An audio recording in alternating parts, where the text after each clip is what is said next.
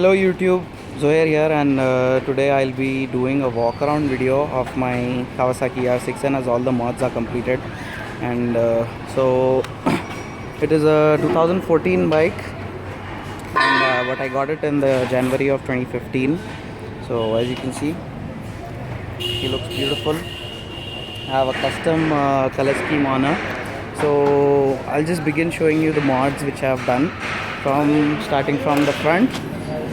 So this is an aftermarket Puke visor which I got from AliExpress, and the links of all the items are posted in the description below, so you can check the pricing and the availability. And I use Philips Extreme Vision bulbs. These are H7 for this bike, so one is for the high beam, one is for the low beam. And yeah, the video is shot in 4K, so you might want to bump up the resolution. Up here I have these small air filler caps. I got them from the local market here in Hyderabad. I'm sure you can find them on eBay too. And the brake pads, I thought of upgrading to EBC centered brake pads, but some reviewers say that, and it's from a personal experience, that they damage your disc brakes over a long period of time. They are for race use, and since this is not a race bike, it's a street bike, so I just decided to not use them. The whole color scheme, the bike came in black, but I've used red accenting because it looks kind of like a Tron bike. It gives a meaty appearance to the bike. Initially the Kawasaki logo goes here and the ER6N logo is there, but I switched them because that was kind of hiding what bike it was, and Kawasaki looks better there. I have a carbon fiber wrap here on the cover. The mirrors, a friend in Bangalore had got them from me, Sushil, riding on D2. I'm posting a link in the description. And I have a couple of stickers which I got them done at a stickering shop in Sun City where I stay. The exhaust, it is an Exil X55 full system. As you can see, it's right from that, it eliminates the cat, and I got it, a friend got it down for me from China. It saved me shipping and customs charges, so that costed me roughly around 30,000 bucks. The rates will be in the description.